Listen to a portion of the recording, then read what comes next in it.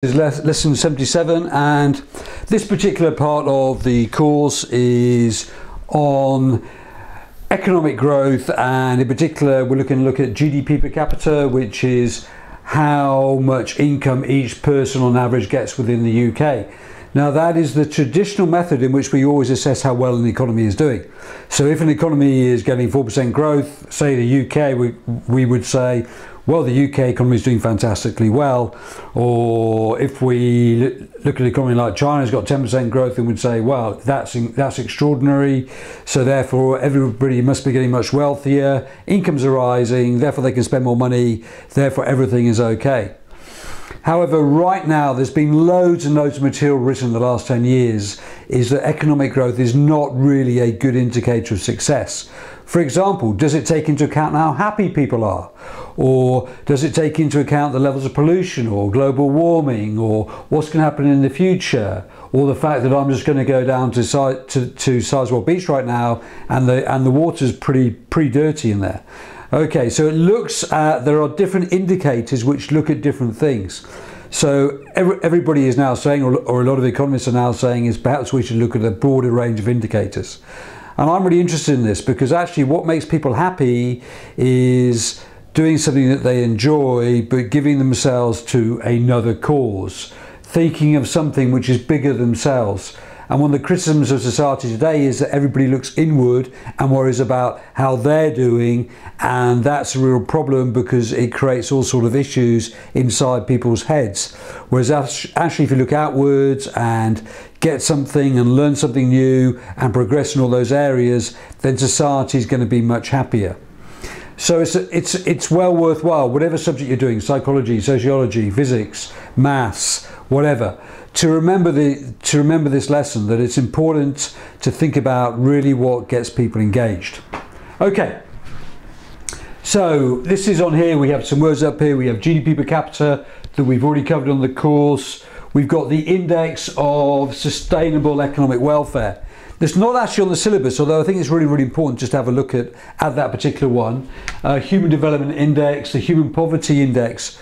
Both of these are different ways of looking at how well an economy is doing. And I think something like America in terms of GDP per capita is second or third in the world, but in terms of the Human Development Index, it doesn't do particularly well because there's a lot of inequality in America, there's a lack of economic knowledge, there's a lack of literacy, there's a lot of crime. So it's about 17th in the world in terms of the Human Development Index. We've also going to look at again, but we've already spoken about this, sustainable development, meeting the needs of the present without harming future generations. So anyway, so let's have a look at the Index of Sustainable Economic Welfare. Now this is put together by the New Economics Foundation, who are very keen to address the idea that we just solely look at an economy through just looking at economic growth. The problem with this is that it's that in many ways it's never going to capture people's imagination because it's a bit of a boring subject to talk about. However, they came up with the idea, they had a look at America and they looked at GDP, and as we all know, America every single year, apart from the 2008-2009 crisis, so that's about here, has got richer every single year. So therefore, that should therefore mean that America becomes a happier and happier society. But in fact, when we take into account things like pollution in particular, but levels of crime, social cohesiveness, the rich people living in ghettos, the poor people living in ghettos, in terms of the Index of Sustainable Economic Welfare, they would argue in terms of the genuine progress indicator that over the last 60 years, America has in fact got poorer and poorer and poorer. Therefore, it comes on to the idea, therefore, should we limit economic growth, right? Because as we grow more, we use up more finite resources, therefore we pollute more. So therefore the argument, therefore, is should we limit growth to stop those negative consequences of growth occurring? Personally, I don't think so, because personally I think we can still grow, but on renewable resources. Now, that's much more difficult, but the reason why I like it so much, when I was saying previously, you should give more of yourself, is the idea of the technology and the innovation involved in all that is very, very complicated. It's very complex. You're inventing completely new ways of doing things. So you're breaking new boundaries. And that's what traditionally man has always been very, very good at. So no, we don't need to, for me as environmentalists, we don't need to limit economic growth. But what you do need to do is you need to think of new ways of actually creating that growth. Okay, there's also the Kuznets curve, which is just a really simple idea, which is the fact that as GDP increases, everything's going to be okay because we will pollute less. However, the actual reality is the UK is just about coming down the other side of this curve. But that's only really recently because we started to maybe we moved away from using coal and we moved on to gas. So naturally pollution goes down. But America is still polluting more and more and more, and China is just starting on its industrialization process. So it's obviously a heavy pollutant. Now, if somehow we could shift these economies over to here, right, then we may, in terms of the planet, we may save the planet if you believe that the planet needs saving in terms of global warming. But if we carry on at this pace, I believe that the negative consequence of climate change will take place. This will hit agricultural products. Therefore, there'll be less supply in terms of agricultural products, and therefore this will lead to a rise in prices. So this here is the Kuznets curve. It's just an interesting thing that actually by creating economic growth, eventually we will pollute less, which I agree with. However, the problem is it may take too long to get to that stage.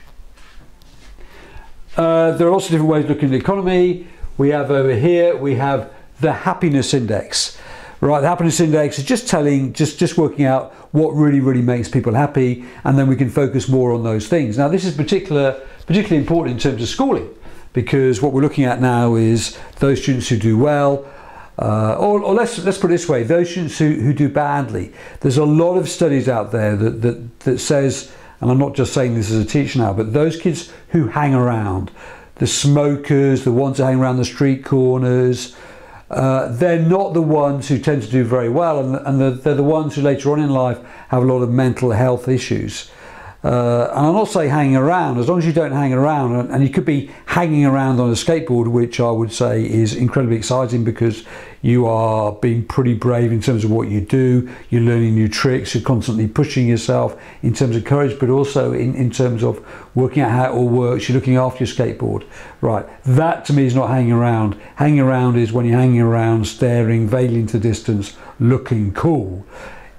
That sort of idea works occasionally but doesn't really work and brings out problems for those individuals later on in life. So the happiness index is a really important thing. It's basically getting involved and working on things. The human development index is another way of looking at society, and that takes into account these things, your education, because if you can read and write, then you can engage with books and then you can learn. Education. It also looks at income, which is what GDP per capita does, obviously. It also looks at life expectancy, because therefore the longer that you live, then the better they make the assumption the longer that you live, therefore the better the quality of your life.